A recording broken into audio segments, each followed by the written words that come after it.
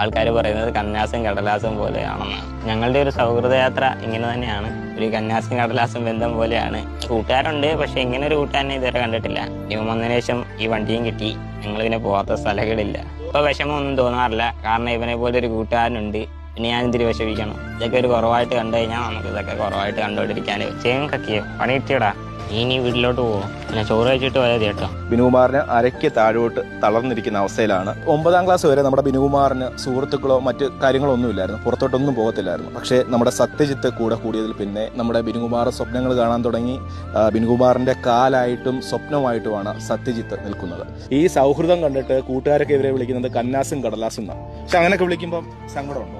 ഇല്ല, അങ്ങനെ ഒരു സങ്കടമായിട്ട് തോന്നിയിട്ടില്ല. കാരണം അത്രയുള്ള ഫ്രണ്ട്ഷിപ്പ് കൊണ്ടായിരിക്കും അവർക്ക് അങ്ങനെ തോന്നിയത്. ചങ്കാണ്. യെസ്, എൻ്റെ ജീവിതത്തിൽ 10ാം ക്ലാസ്സിൽ ദൈവത്തെ പോലെ കടന്നു വന്ന ഒരാളെന്ന് തന്നെ പറയാൻ പറ്റുന്ന ഒരു സുഹൃത്താണ്. നമ്മളൊരിടത്ത് നിൽക്കുമ്പോഴൊക്കെ ഒറ്റയ്ക്കുള്ള